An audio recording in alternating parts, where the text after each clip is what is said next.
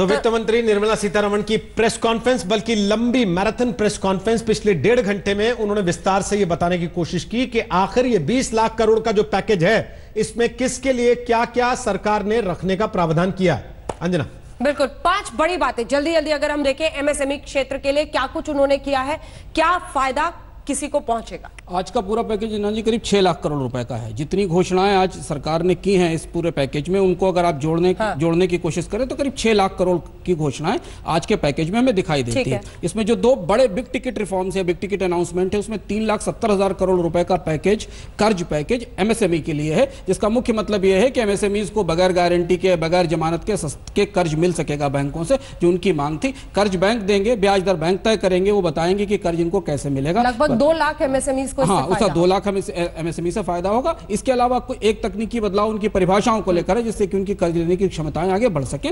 दूसरा जो बड़ा चिंताजनक पैकेज में जो बड़ा उपाय है वो है 90,000 करोड़ रुपए का बेल आउट बिजली कंपनियों को दिया गया है। हाँ। कोविड लॉकडाउन के दौरान बिजली कंपनियों की हालत बहुत ज्यादा खराब है, उन पर 94,000 करोड़ रुपए का बकाये हैं प्रोडक्शन कंपनीज के लिए, तो 90,000 करोड़ रुपए का बेल आउट उनको दिया गया है।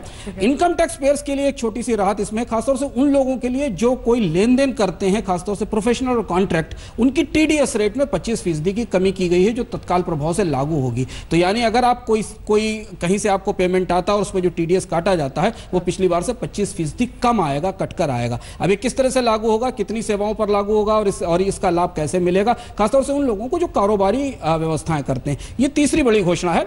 एक महत्वपूर्ण घोषणा ईपीएफ को लेकर है कि ईपीएफ में जो सुविधा सरकार ने पहले दी थी कोरोना लॉकडाउन के दौरान, शुरू होने के दौरान, कि कर्मचारियों के योगदान का एक हिस्सा सरकार जिम्मेदारी उठाएगी, वो योजना थोड़े समय के लिए और बढ़ा दी गई है। लेकिन दूसरे वाले पर एक बार जल्दी से वापस जाते हुए उन्होंने कहा कि कंज्यूमर तक इसका फायदा पहुंचे, ये पूरे साइकिल में वो देख रहे हैं। कोशिश ये है कि यदि होगा ऐसा कि बिजली में बिल में लोगों को राहत मिलेगी। बिजली बिल में राहत मिलने से ज्यादा जरूरी महत्वपूर्ण बात इस समय ये है कि ये कंपनियां कैसे बनी रहेंगी, चल पाएंगी, क्योंकि इनके पास बिजली आपकी आती रहेगी और इसके लिए राज्य सरकारों को गारंटी देनी पड़ेगी इनके पैसों की। और आप देखिए ये बेल आउट, ये डिस्कॉम का तीसरा बेल आउट है पिछले 3 साल में। क्यों हुआ क्या है कि कोविड लॉकडाउन के दौरान बिजली की मांग बिल्कुल खत्म हो गई है, उद्योग चलना बंद हो गए हैं, इसलिए सारा का सारा घाटा इन कंपनियों पर। क्या समझ में आया, ये कोरोना संकट में फर्स्ट एड की कोशिश है या सर्जरी टेबल पर ले आए? मुझे लगता है ये खुराक है, इलाज नहीं है, क्योंकि इसमें बहुत सारी ऐसी चीजें तैयार करने की कोशिश की है जिनका लाभ उठाकर चीजें आगे ले जाई जा सकती हैं।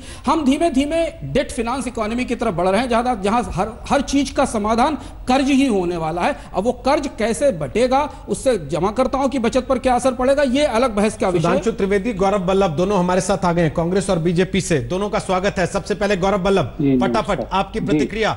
वित्त मंत्री 1.5 घंटे तक प्रेस कॉन्फ्रेंस करने के बाद विस्तार से समझा के गई हैं। इस 20 लाख करोड़ के पैकेज में से 6 लाख करोड़ का उन्होंने आपके सामने बही खाता रखा है, क्या कहेंगे आप? गौरव वल्लभ जी, रोहित जी, मैं अंशुमान जी को सुन रहा था और उसी बात को आगे बढ़ाते हुए एक वाक्य बोलूंगा कि जब वित्त मंत्री जी से पूछा गया कि आपका कैश आउटफ्लो कितना है, उन्होंने जवाब नहीं दिया, क्योंकि कैश आउटफ्लो है ही नहीं। मैं सीधी सरल भाषा में पूछता हूं, एक्सपर्ट भी बैठे हैं, अंशुमान जी जानकार है, एक नौजवान आदमी जिसने नौकरी खोई, उसके खाते में कितना पैसा आएगा, इस सब से ये बता दो।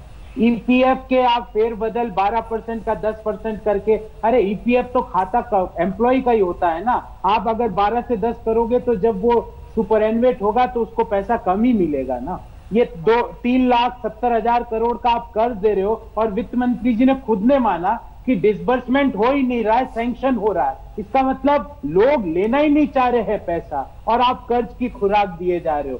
6 लाख करोड़ में से अगर एक नया पैसा पीएम किसान जनधन के खाते में, जो लोगों ने नौकरी खोई है 12 करोड़ लोगों ने, उनके खाते में अगर पहुंच जाए तो मुझे बता दीजिए। अब आप इसकी घोषणाएं पे घोषणाएं करो में बोल रहे हो टीडीएस की, हम जो टीडीएस है उसकी रेट कम कर देंगे। मतलब क्या हुआ कि पहले हम 10% टीडीएस प्रतिमाह लेते थे, अब हम 4 महीने तक कुछ नहीं लेंगे, फिर उसके बाद 20% प्रतिमाह कर देंगे। अरे पैसा तो लोगों को देना ही पड़ रहा है ना।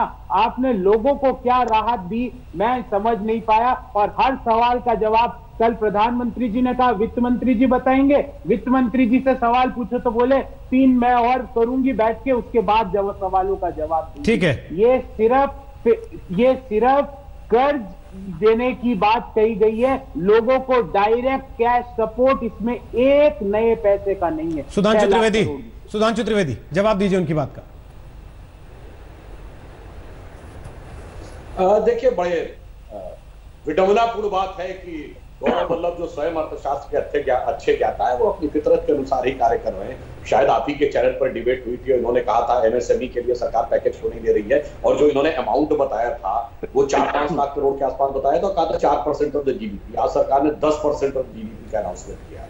अब रही बात इसकी, इन्होंने कहा कि लोन मिले हैं, लोगों ने उनको अभी लिया नहीं है। स्वाभाविक बात है, लॉकडाउन था, जिसका लोन 1 अप्रैल का सैंक्शन पड़ा हुआ होगा, वो इस समय लेकर क्या करेगा? जब तक स्थिति सामान्य होगी, कारोबार दोबारा शुरू होगा, तो अक्सर वो कहेगा हम 2 महीने बाद देंगे। ये इस समय के लिए कहा, तो ऐसा थोड़ी कि साहब कई वर्षों से लोन लेंगे। अभी तक तो कह रहे थे लोन सैंक्शन नहीं हो रहे हैं, अब कह रहे हैं सैंक्शन हो गया तो लोग ले नहीं रहे। केवल एक ही कांग्रेस की समस्या है कि जब तक करो नहीं तो मोदी जी के लिए कहते हैं किया क्यों नहीं, किया क्यों नहीं, और जब कोई कार्य कर दो तो क्यों कर दिया, क्यों कर दिया। इसलिए मेरा मानना है आज के समय में बहुत ही व्यापक परिवर्तन किया। अरे साहब, एमएसएमई की परिभाषा बदल दी। अब आप ये बताइए कि पहले 10 लाख और 1 करोड़ में कितना अंतर, उद्योग के मामले में कितना काम हो पाता था, अब 1 करोड़ किया वो व्यवहारिक हुआ है।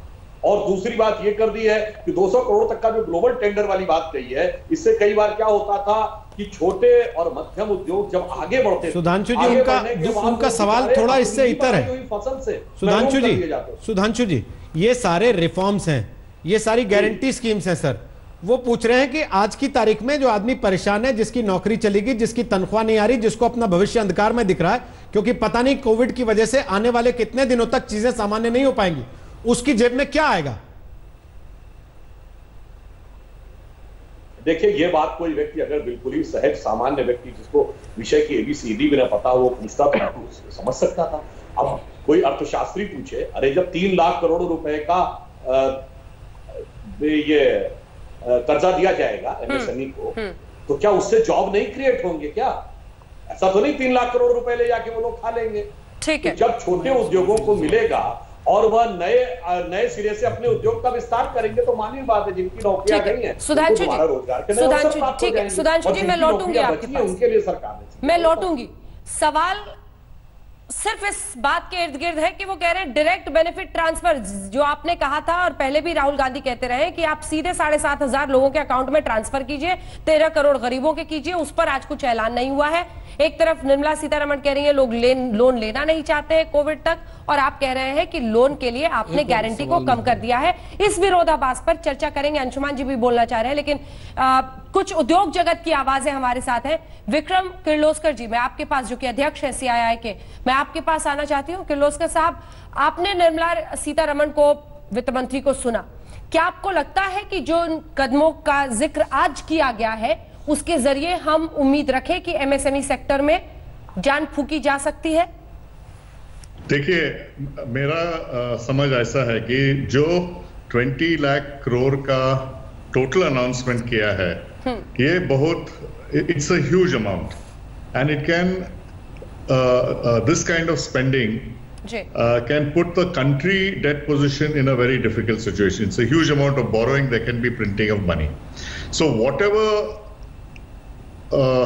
she has given for MSMEs is very welcome. It's for job creation and for getting the MSME started. It is our responsibility also to ensure that the 20 lakh crores that is being spent gets a return. जी, किर्लोस्कर साहब, आपसे request था, चूंकि आप आज तक पर है, आप कुछ अंग्रेजी के शब्द यूज कर सकते हैं, पर मुमकिन हो तो अगर आप हिंदी में बोलें। जी, मराठी आता है, हिंदी नहीं इतना आता है। ठीक है, जितनी आती है मराठी में बोलना तर वाला सा थोड़ा बोलता है। पर अच्छा देखिए, इतने पैसे हम बोरो कर रहे हैं, ये वापस करने की भी रिस्पॉन्सिबिलिटी हमारी है एज अ देश के सिटीजन जैसे। हम एज अ कंट्री, नहीं तो हमारा सब रेटिंग भी खराब हो जाएगा, कुछ साउथ अमेरिकन कंट्री के साथ भी जाएंगे। तो इसलिए मेरे ख्याल से जो अभी क्या स्टिमुलस आ रहे हैं MSME के लिए, स्पेशली बहुत अच्छी आ रही है, जो CI ने पूछे उससे ज्यादा ये है। इससे उनकी बिजनेस वापस चालू होने के लिए किए हैं, क्योंकि जब हम मनी स्पेंड करेंगे, बिजनेस चालू होनी चाहिए और लोन वापस होने चाहिए। ठीक है, नहीं तो कंट्री भी खराब हो जाएगी। तो ये मेरे एमएसएमई के लिए बहुत अच्छा है। अभी मेरे ख्याल से अगले दिनों में बाकी के इंडस्ट्री के लिए भी आएगा। डिस्कॉम के लिए बहुत अच्छा है। हमने यही डिस्कॉम के लिए सीआई ने पूछा था, हमने 1 लाख कोटी पूछा था, 90,000 करोड़ दिया, उतना ही है रफली। उन्होंने एमएसएमई को बोला है कि सब पीएससी और government undertakings with in 45 days will pay their outstandings. That's roughly 6 lakh crores as far as we know. It's a huge amount. वो ये और जो एमएसएमई के लोन और क्या बाकी के रिलीफ्स दिए हैं, उससे एमएसएमई को बहुत आई थिंक स्ट्रांग हो जाएंगे और आगे ग्रोथ के लिए भी अच्छा हो जाएगा। गौरव वल्लभ जी, विक्रम किर्लोस्कर जी को तो उम्मीद की किरण दिख रही है। वो कह रहे हैं एमएसएमई क्षेत्र में नई जान फूंकने की कोशिश हो सकती है इसके जरिए, और पहल कर दी गई है, और बिजली वितरण कंपनियों को लेकर जो भी कदम उठाए गए हैं उसकी प्रशंसा कर रहे हैं वो। ऐसी अच्छाई आपकी आंखों में भी दिखाई देती है? मैम, मैंने अपनी बात जो कही, मैंने कहा कि आप कर्ज दे रहे हो, लोगों को चाहिए डायरेक्ट सहायता। अभी एक इमीडिएट रिलीफ की जरूरत है। सुधांशु जी ने कहा, गौरव जी ने एक प्रोग्राम में ये कहा था, सुधांशु जी आपने सुना नहीं, मैंने ये कहा था 1 लाख करोड़ की वेतन सहायता एमएसएमई को दी जाए कि वो अपने कर्मचारियों को वेतन दे सके। आप कर्ज पे कर्ज दे रहे हो मैम। ये तो ऐसे हो गया कि जब मेरे को कोई सहायता की जरूरत है तो आप कह रहे हो मेरे से पैसा उधार ले जाओ, ब्याज भी। सर्वाधिक इस सेक्टर में यूनिट वाला प्रदेश है। सबसे अधिक एमएसएमई सेक्टर से जुड़ी हुई यूनिट हमारे पास उत्तर प्रदेश में मौजूद हैं, और आदरणीय प्रधानमंत्री जी की प्रेरणा से हम लोगों ने 1 डिस्ट्रिक्ट 1 प्रोडक्ट की अपनी अभिनव योजना के माध्यम से इस सेक्टर को एक नई जान देने का प्रयास भी किया था। लेकिन कोरोना संकट के कारण जो एक रुकावट आई, आज जिस प्रकार की घोषणा हुई है, खासतौर पर एमएसएमई सेक्टर के लिए 3 लाख करोड़ रुपए के लोन की घोषणा, इस सेक्टर में कार्य करने वाली यूनिट को अलग से मदद देने के साथ ही देश के अंदर इस सेक्टर में काम करने वाले जो कर्मी हैं उनकी ईपीएफ की समस्या के समाधान करने के लिए भी जो महत्वपूर्ण कदम उठाए गए हैं, ये अभिनंदनीय हैं। मैं इसका स्वागत करता हूं, और मुझे बताते हुए प्रसन्नता है कि हमारी सरकार ने उत्तर प्रदेश के अंदर एमएसएमई सेक्टर को ध्यान में रखते हुए अपनी स्टेट लेवल बैंकर्स कमेटी की बैठक पहले ही कर ली है, और इस बैठक के माध्यम से हम लोग कल से लोन मेला प्रारंभ करने जा रहे हैं। कल एक साथ उत्तर प्रदेश के अंदर 36,000 से अधिक एमएसएमई सेक्टर में कार्य करने वाले, यानी हमारा जो सूक्ष्म लघु मध्यम उद्यम में काम करने वाले जितने भी हमारे उद्यमी हैं, जो लोग इस क्षेत्र में काम कर रहे हैं, उन सब के लिए लोन मेले की हम लोगों ने ऑनलाइन व्यवस्था प्रारंभ की है, और कल 36,000 ऐसे लोगों को, उद्यमियों को हम लोन एक साथ, मेरा अनुमान है कि लगभग 1600 से लेकर के 2000 करोड़ रुपए का लोन एक साथ यहाँ पे वितरण होगा। आज की इस घोषणा के साथ ही माननीय वित्त मंत्री जी के द्वारा एमएसएमई सेक्टर को नई ताकत देने के लिए जो एक प्रयास प्रारंभ हुआ है, ये वास्तव में भारत की वह ताकत है जिसे मंत्री योगी आदित्यनाथ तारीफ कर रहे हैं सरकार के कदमों की। हमारे साथ सुमंत सिन्हा भी इस समय लाइव मौजूद हैं, जरा उनसे भी एक कमेंट फटाफट ले लें। सुमंत जी, दोनों की बात आपने सुन ली, बल्कि चारों की, वित्त मंत्री की भी बात आपने सुनी, योगी आदित्यनाथ की भी, और सुधांशु त्रिवेदी के साथ साथ गौरव वल्लभ की भी। किसकी बात आपको हकीकत के ज्यादा नजदीक लगती है?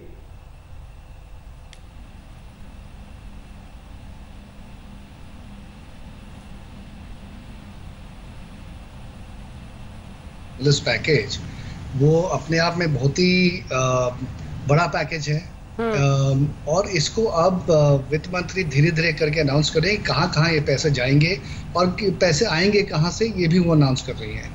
तो इसमें सबसे पहला जो उन्होंने अनाउंसमेंट दिया वो एमएसएमई सेक्टर के लिए था, और मुझे लगता है इससे ये आप अनुमान लगा सकते हैं कि कितनी इम्पोर्टेंस सरकार एमएसएमई क्षेत्र के ऊपर रख रही है। और क्यों रख रही है? क्योंकि ये जॉब क्रिएशन सेक्टर है, यहीं से जॉब्स आते हैं, सबसे ज़्यादा जॉब्स इसी सेक्टर में आते हैं। तो इस सेक्टर के लिए 3 लाख करोड़ रुपए का एक क्रेडिट स्कीम निकालना मुझे लगता है बहुत अच्छी बात है, क्योंकि इससे आपका एम्प्लॉयमेंट जनरेशन फिर जो है वो मेंटेन होगा, आगे जाके एम्प्लॉयमेंट जनरेशन भी होगा और उससे अल्टीमेटली लोगों के जेब में पैसे जाएंगे। तो इसलिए मुझे लगता है कि बहुत अच्छा स्कीम है ये, सरकार का काफी अच्छा आइडिया था ये करने का, और काफी उन्होंने और भी चेंजेस किए हैं जिससे आप कह सकते हैं कि रिफॉर्म मेजर्स हैं। लेकिन सुमन जैसे जी, कि एमएसएमई का डेफिनेशन बढ़ा दिया सुमन जी, चेंज कर दिया है। सरकार कह रही है कि हम जॉब देने वाले को एम्पावर करेंगे, वो जॉब दे दे, आदमी कर्जा ले और अपने आप चुकाने की स्थिति में आ जाए। कांग्रेस कह रही है कि आप कर्जा मत दीजिए, आप सीधे पैसे दे दीजिए आदमी को। क्या बेहतर है दोनों में से? देखिए, अगर आप ऑपोजिशन में हैं तो जो कांग्रेस कह रही है वो ठीक कह रही है। अगर आप सरकार में हैं और आपको रिस्पॉन्सिबल गवर्नमेंट चलानी है तो फिर जो सरकार कर रही है वो ठीक कर रही है। वो डिपेंड करता है आप कहाँ बैठे हैं। लेकिन मुझे लगता है जहाँ तक इकोनॉमी का सवाल है, ऐसे ही पैसे यहाँ वहाँ सब जगह बांट देना, चाहे जो भी स्थिति हो आज के ज़माने में कोविड को लेके, वो ठीक उचित नहीं है, क्योंकि अल्टीमेटली ये पैसे कहीं से तो आने हैं। अगर वो एमएसएमई नहीं रीपे करेगा तो देश कहाँ से रीपे करेगा? जैसे विक्रम किर्लोस्कर साहब बोल रहे थे कि अल्टीमेटली हमें देश को ही तो वापस करने वो पैसे, आखिर हम भी कहीं से बोरो करेंगे उसको, तो कहीं ना कहीं किसी ना किसी को तो पैसे वापस करने ही पड़ेंगे। तो ये इससे अच्छा है कि भाई सरकार एक बहुत अपने पर जिम्मेदारी ले ले जो बाद में वो नहीं चुका पाए। उससे अच्छा है कि जितने सारे एमएसएमईज हैं उनके ऊपर थोड़ा सा एक्स्ट्रा बोझ डाले और उनको बोले कि भाई आप पैसे लो, अपना कारोबार संभालो, आगे बढ़ाओ, और जैसे जैसे आपके पास पैसे आएंगे वैसे वैसे आप इनको वापस कर देना। ठीक। अगर नहीं वापस कर पाए तो ये एक नॉन कोलैटरलाइज स्कीम है, तो अगर उसमें वो पैसे नहीं वापस कर पाए तो सरकार, मुझे लगता नहीं है कि ये बोलेगी भैया इसलिए आप अपना दुकान बंद कर दो और अपना बिजनेस को छोड़ दो। तो एक तरह से आप ये समझ लीजिए कि काफी लो लेवल पे, लो रिस्क लेवल पे लोगों को लोन मिल रहे हैं। हाँ, प्रोफेसर साहब हाथ उठा रहे हैं, लेकिन प्रोफेसर साहब थोड़ा सुधांशु जी को भी बोलने दीजिए। और इसीलिए सांसद जी अब हमें ये समझाइए कि जिस डिस्ट्रेस की बात लगातार हो रही थी, क्या आपको लगता है कि ये जो जितने भी कदम है, चाहे गारंटी के बिना लोन दिए जाएं, 2 लाख एमएसएमईज को इससे फायदा होगा, या बिजली वितरण के, सबका असर देखने में काफी वक्त लग जाएगा, और जिस डायरेक्ट डिस्ट्रेस को एड्रेस करने की बात हो रही थी उसमें वैसे कदम नहीं दिख रहे? देखिए, यह आपकी बात में कुछ हद तक सत्य है, परंतु आप गंभीरता से देखेंगे तो आपको उत्तर दिखेगा। समाज का वो तबका जो बहुत निर्धन है, जिसको एकदम तात्कालिक राहत चाहिए, वो 3 महीने बाद और 6 महीने बाद क्या होगा उसकी प्रतीक्षा नहीं कर सकता, तो उसको चाहे उज्ज्वला योजना में गैस के सिलेंडर मुफ्त मिलना हो, अथवा अपने बीपीएल राशन कार्ड के अलावा एक्स्ट्रा खाद्यान्न मिलना हो, अथवा महिलाओं के अकाउंट में 500 रुपया महीना मिलना हो, अथवा 2000 रुपए की किस्त मिलनी हो, ये सब चीजें तो सीधे दी जा रही है। और जिनके पास नहीं है राशन कार्ड उनको भी दिया जा रहा है। परंतु जो अभी विक्रम किर्लोस्कर जी ने कहा, जो सिन्हा जी ने कहा कि भाई अगर ये पैसा हमें वापस भी तो लेना है ना, रिप्रोडक्टिव, तो बजाय इसके कि जो गौरव वल्लभ जी कह रहे हैं कि आप एक मुश्त पैसा, पर सुधांशु जी, डॉक्टर आपसे कह रहा है सर्जरी करा लो, आप कह रहे हैं कि नहीं हम तो होम्योपैथी का इलाज में यकीन रखते हैं। उसके बाद जो अंतर है ना सर? नहीं, आप मेरी बात समझिए ना, ये सर्जरी नहीं है साहब, आप तो मेरी बात समझिए। सर्जरी कई बार क्या होता है, जब बीपी बहुत लो हो जाए तो सर्जरी घातक हो जाती है। तो पहले आपको बीपी को नॉर्मल पे लाना है और उसके बाद सर्जरी करना है। और दूसरा, मैं विनम्रता से पूछना चाहता हूं कांग्रेस के अपने प्रतिनिधि महोदय से कि कौन सा प्रावधान ये अधिकृत करता है सरकार को कि वो प्राइवेट सेक्टर के एम्प्लॉय को सीधे सैलरी दे सके। देखिए, पैसा देना अलग बात है, जैसे हम 500 रुपए 2000 दे रहे हैं, आपने वेतन कहा। देखिए, मैं विश्वविद्यालय में काम कर चुका हूं और आप भी संस्थान में काम कर सके। अरे यहां पर सरकार सीधे सैलरी नहीं देती भाई, वो विश्वविद्यालय को देती, विश्वविद्यालय अपने मत से तय करते हैं किसको क्या तनख्वाह मिलनी है, सिर्फ गवर्नमेंट एम्प्लॉय को सीधे ट्रेजरी से मिलती है। ठीक है संतोष, नियम और व्यवहारिकता दोनों आपके इस बात में दिखाई नहीं पड़ता। ओके, संतोष मेहरोत्रा जी से कमेंट लेना, उसके पहले गौरव वल्लभ जवाब दे दीजिए फटाफट। जी, रोहित जी, उत्तर प्रदेश के मुख्यमंत्री जी ने सच बोल दिया कि लोन मेला है ये, जबकि करना कैश सहायता मेला करना चाहिए था आपदा के समय। आपदा के समय ये लोन मेला लगाने की जरूरत नहीं थी। उत्तर प्रदेश के मुख्यमंत्री ने सही बोला कि 20 लाख करोड़ का लोन दे रहे हैं हम।